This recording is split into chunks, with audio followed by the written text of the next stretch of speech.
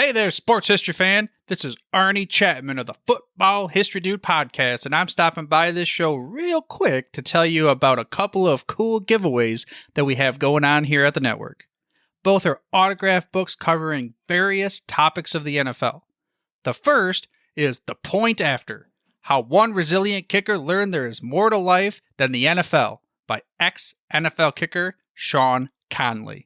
It goes over his unique experience as a walk-on kicker at the University of Pitt after never playing high school football. And then it gets into some of his time playing for NFL teams and so much more beyond the gridiron. The other is from author Kevin Bryant. His book is titled Spies on the Sidelines: The High-Stakes World of NFL Espionage. This book started as a curiosity, kind of a passion project to understand everything revolving around, well, Spygate. But this put Kevin down a rabbit hole learning about all sorts of espionage that has occurred throughout the history of the NFL. Both permissible and often the illicit techniques of gathering intel to try to impact the outcome of the game. To sign up for your chance to win an autographed copy of one of these books, all you gotta do is head over to sportshistorynetwork.com/giveaways and sign up. That's sportshistorynetwork.com/giveaways. Again, check out all the other podcasts that we have in the Sports History Network as well. But now, back to your regularly scheduled journey to the sports history timeline. Now it's time to take a sports break, a look at sports history on a daily basis. Hello, my friends of sports history. This is Darren Hayes of the Sports Jersey Dispatch. Welcome once again to the Pigpen, your place for all things great in sports history. And we have our sports break for August 18th coming up. We're going to talk about some of the greatest players and events in sports history that happened on this day of August 18th. And we're going to refer to those players by their jersey numbers when they had them.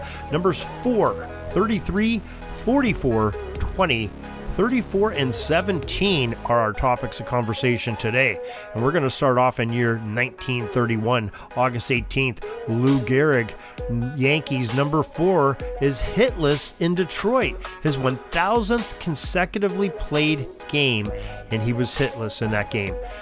Now, August 18th, 1943, the New York Giants future Baseball Hall of Famer pitcher Carl Hubble, number 11, won his 253rd and final game as New York defeated the Pittsburgh Pirates 3-2 at the Polo Grounds in New York City.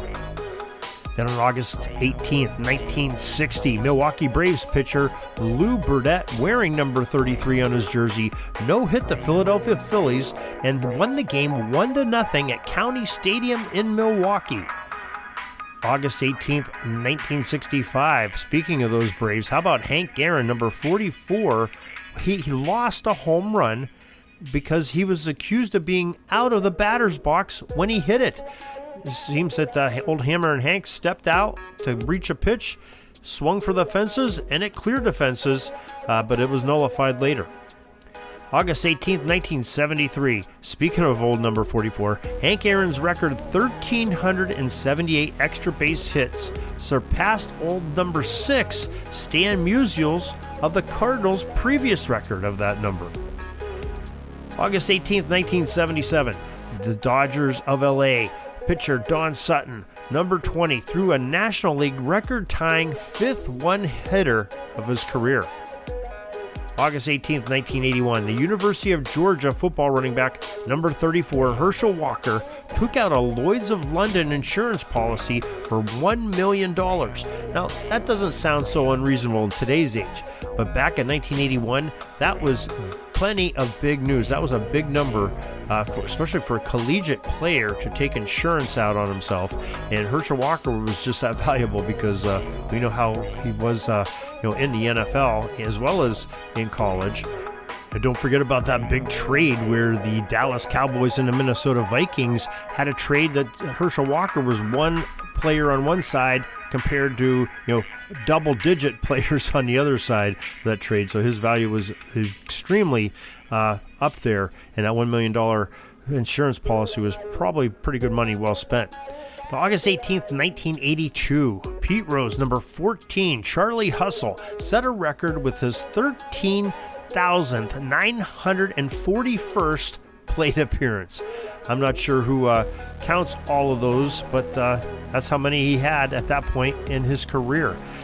August 18th, 1986, former USFL and Miami Hurricanes quarterback Jim Kelly, number 12, signed a lucrative contract with the National Football League's Buffalo Bills at $75 million for 5 years. Now, again, that doesn't sound all that great of money, but think about that, some almost 40 years ago, a quarterback signing that.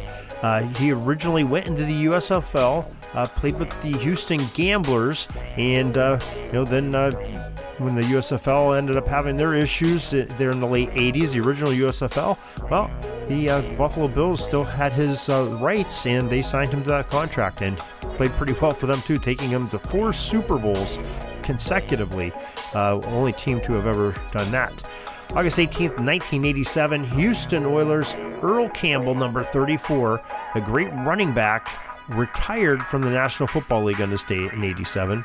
And in 2021, on August 18th, the Los Angeles Angels pitcher Shohei Ohtani, number 17, became the fastest player in team history to reach 40 home runs in a season. He also pitched 8 innings in a 3-1 win at Detroit. Now that is just some amazing history here we have for August 18th. We're glad that you could join us, and hope that you will join us each and every day. You can find more great history of sports at sportshistorynetwork.com.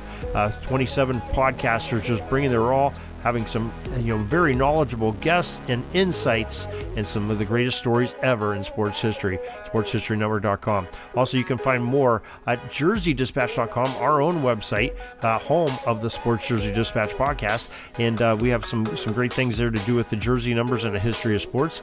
And if you like football, well, pigskindispatch.com. We are the portal to positive football history at pigskindispatch.com. Have something new going for you each and every day. Have some great guests and some really insightful stories on the history of football. So till tomorrow, everybody, have a great sports history day. We're dribbling around and see the shot clock's almost out, so we got to put up our shot and come back tomorrow for some more great sports history.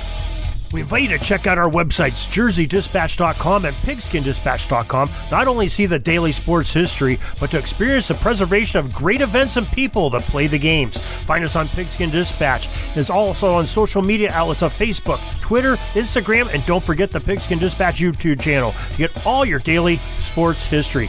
Pigskin Dispatch is happy to be associated with the Sports History Network, the sports headquarters of yesteryear, found at sportshistorynetwork.com. This podcast is part of the Sports History Network, your headquarters for the yesteryear of your favorite sport. You can learn more at sportshistorynetwork.com.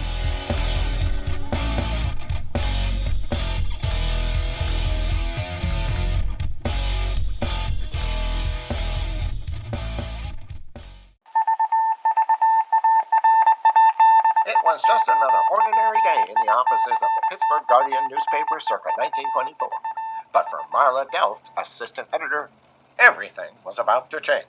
For she was about to discover the awesome attractiveness of Row 1 brand retro sports paraphernalia items thanks to Orville Mulligan, sports writer.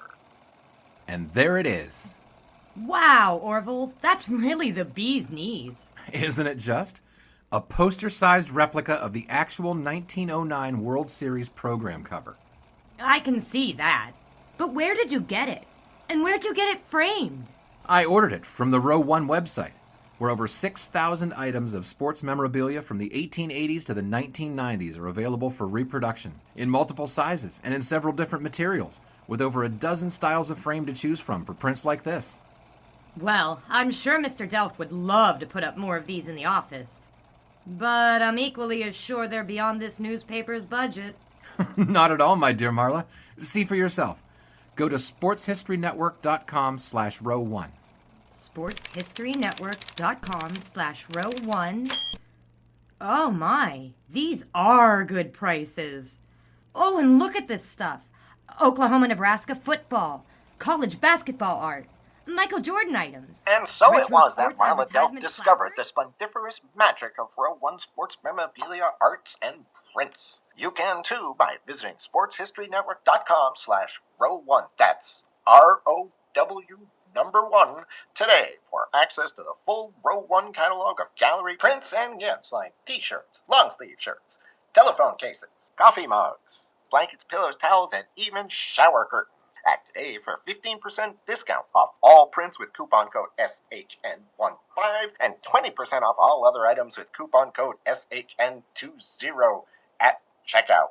And keep your dial locked to the Sports History Network for the exciting chronicles of the 1920 sports world in Orville Mulligan, Sports Writer. Coming soon.